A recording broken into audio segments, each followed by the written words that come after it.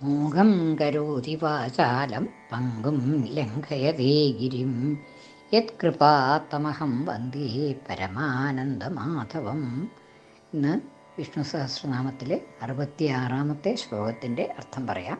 ശ്ലോകം: സ്വക്ഷ സ്വംഗ ശതാനന്ദോ നന്ദിർജ്യോതിർഗണേശ്വര വിജിതാത്മാ വിധേയാത്മാ സത്കീർത്തി ഛിന്ന സംശയ. സ്വക്ഷ എന്ന ആദ്യത്തെ നാമം. ശോഭനങ്ങളായ അക്ഷികളോട് കൂടിയവൻ. അക്ഷി എന്ന് വെച്ചാൽ കണ്ണ്, നേത്രങ്ങൾ. മനോഹരങ്ങളായ നേത്രങ്ങൾ ഉള്ളതുകൊണ്ട് സ്വച്ഛ എന്ന് നാമധേയം. പുണ്ടരീകാക്ഷൻ, പുണ്ടരീകം പോലെയുള്ള അക്ഷികളുള്ളവൻ എന്നൊക്കെ ഉണ്ടല്ലോ. അപ്പം അതുമാതിരി മനോഹരങ്ങളായ നേത്രങ്ങളോട് കൂടിയവൻ സ്വച്ഛ എന്ന്. ഇനി സ്വംഗ എന്നുവെച്ചാൽ ശോഭനങ്ങളായ അംഗങ്ങളോട് കൂടിയവൻ. അംഗങ്ങൾ വെച്ചാൽ അവയവങ്ങൾ. ശോഭനങ്ങളായ മനോഹരങ്ങളായ അവയവങ്ങൾ ഉള്ളവൻ സ്വംഗ. ഭഗവാന്റെ അവയവങ്ങളെല്ലാം മനോഹരങ്ങളായതുകൊണ്ട് സ്വംഗ എന്ന നാമധേയം. സ്വച്ഛ സ്വംഗ ശതാനന്ദ, പലതരത്തിലായി വിഭജിക്കപ്പെട്ട ആനന്ദത്തോടു കൂടിയവൻ എന്ന്. ആനന്ദം, പരമാനന്ദം ഭഗവാന്റെ സ്വരൂപമാണ്.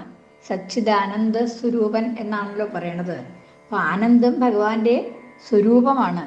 ആ ആനന്ദം തന്നെയാണ് ഓരോരോ ജീവികളിലും വ്യസ്തമായിട്ട് കാണപ്പെടുന്നത്. ഈ ഭഗവാന്റെ ആനന്ദം തന്നെയാണ്. അതിൻ്റെ ഓരോരോ അംശമാണ് മറ്റുള്ള ജീവികളിലെല്ലാം ഉള്ളത്. ഭഗവാന്റെ ഈ ആനന്ദത്തിൻ്റെ അംശങ്ങളാണ്.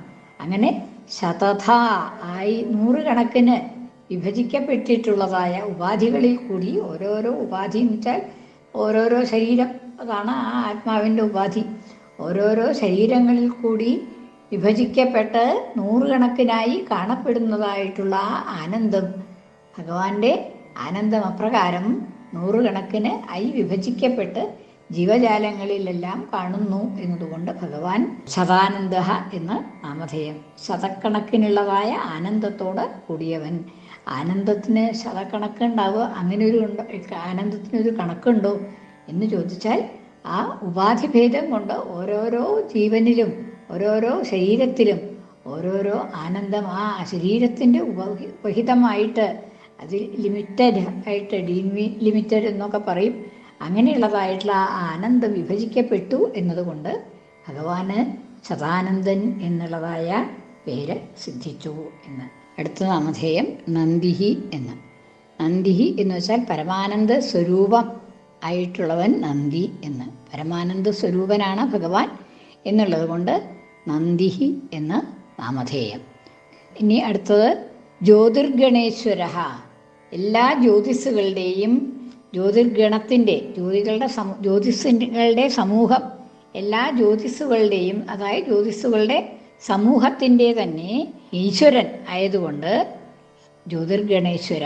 എല്ലാ ജ്യോതിസ്സുകളും, ആകാശത്തിലുള്ളതായ പ്രപഞ്ചത്തിലുള്ളതായ സർവ്വ ജ്യോതിസ്സുകളും ഭഗവാനെ ആശ്രയിച്ച് ജീവിക്കുന്നവരാണ്. അപ്പം അത് നിലനിൽക്കുന്നവരാണ്. അങ്ങനെ എല്ലാ ജ്യോതിസ്സുകളുടെയും ഈശ്വരനാണ് എന്നതുകൊണ്ട് ജ്യോതിർഗണേശ്വര എന്ന് നാമധേയം. ജ്യോതിർഗണങ്ങളുടെ, ജ്യോതിസ്സുകളുടെ സമൂഹത്തിൻ്റെ ഈശ്വരൻ എന്നർത്ഥം. ജ്യോതിർഗണേശ്വര എന്ന്. വിജിതാത്മാ, വിജിതമായ ആത്മാവോട് കൂടിയവൻ. ആത്മാവ് എന്നുള്ളത് ഇവിടെ പ്രയോഗിച്ചിരിക്കുന്നത് മനസ്സ് എന്നുള്ള അർത്ഥത്തിലാണ്. അതായത് അല്ലാതെ ആത്മാവിനെ ജയിക്കുക എന്നുള്ളതില്ലല്ലോ. ആത്മാവ് തന്നെയാണ് ജയിക്കുന്നത്. അപ്പോൾ ആത്മാവിനെ ജയിക്കുക എന്നില്ല. ഇവിടെ ആത്മശബ്ദം മനസ്സ് എന്നുള്ള അർത്ഥത്തിലാണ് പ്രയോഗിച്ചിരിക്കുന്നത്. അപ്പോൾ മനസ്സിനെ ജയിച്ചവൻ, വിജിതമായ ആത്മാവോട് കൂടിയവൻ, ആത്മാവിനെ ജയിച്ചവൻ എന്നർത്ഥം. മനസ്സിനെ ജയിച്ചവൻ എന്നർത്ഥം. ആത്മാവ് എന്നുള്ളത് കൊണ്ട് മനസ്സ് എന്നാണ് വിവക്ഷിക്കുന്നത്. അപ്പോൾ അതുകൊണ്ട് മനസ്സിനെ ജയിച്ചവൻ, മനസ്സിനെ വേണ്ട പോലെ നിയന്ത്രിച്ചിട്ടുള്ളവൻ. ഭഗവാന് മനസ്സിന് ചാഞ്ചല്യമില്ല, കാമക്രോധാദികളൊന്നുമില്ല. അപ്പോൾ അതുകൊണ്ട് അങ്ങനെ മനസ്സിനെ പരിപൂർണമായി നിയന്ത്രിച്ചിട്ടുള്ളത് കൊണ്ട് ഭഗവാൻ വിജിതാത്മാ എന്ന് നാമധേയം ഭഗവാന്. ഇനി അവിധേയാത്മാ. വിജിതാത്മാ, അവിധേയാത്മാ. അവിടെ പദം മുറിക്കേണ്ടത് അങ്ങനെയാണ്. വിജിതാത്മാ അവിധേയാത്മാ എന്നാണ് പദം മുറിക്കേണ്ടത്. വിധേയമല്ലാത്ത ആത്മാവോട് കൂടിയവൻ. ഭഗവാന്റെ ആത്മാവ് മറ്റൊരുവനും വിധേയമല്ല എന്നതുകൊണ്ട്, വിധേയം വെച്ചാൽ അധീനം എന്നുള്ള അർത്ഥമുണ്ട്, അറിയാൻ കഴിയുന്നത് എന്നുള്ള അർത്ഥമുണ്ട്. അവിധേയമായിട്ടുള്ള ആത്മാവോട് കൂടിയവൻ.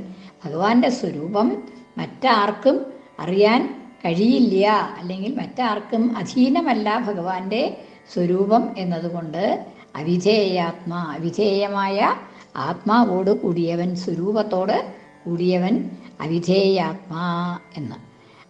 വിജിതാത്മാ അവിധേയാത്മാ. ഇനി സത്കീർത്തി.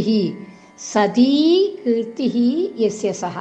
സതീ സത്യമായിട്ടുള്ള കീർത്തി ഉള്ളവൻ.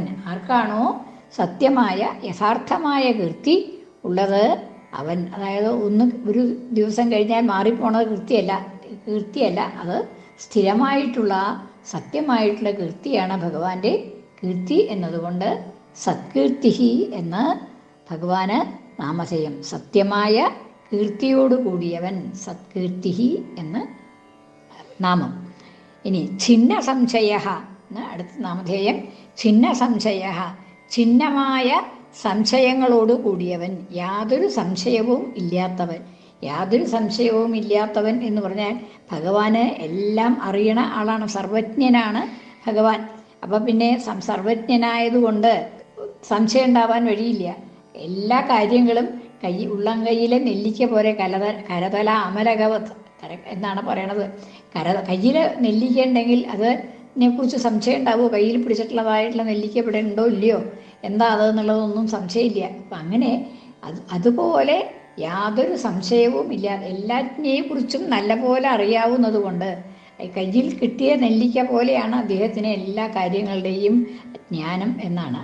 അപ്പം അങ്ങനെയുള്ളതായിട്ടുള്ള ജ്ഞാനമുള്ളത് കൊണ്ട് ഭഗവാന് സംശയങ്ങളൊന്നും ഇല്ലാത്തത് കൊണ്ട് ഛിന്ന സംശയ, സംശയങ്ങളൊന്നും ഇല്ലാത്തവൻ, ഛിന്നമായ സംശയങ്ങളോടുകൂടിയവൻ, സംശയങ്ങളൊന്നും ഇല്ലാത്തവൻ എന്നർത്ഥം. സ്വച്ഛസംഗശതാനന്ദോ നന്ദിർജ്യോതിർഗണേശ്വര വിജിതാത്മാ വിധേയാത്മാ സത്കീർത്തി ഛിന്ന സംശയ.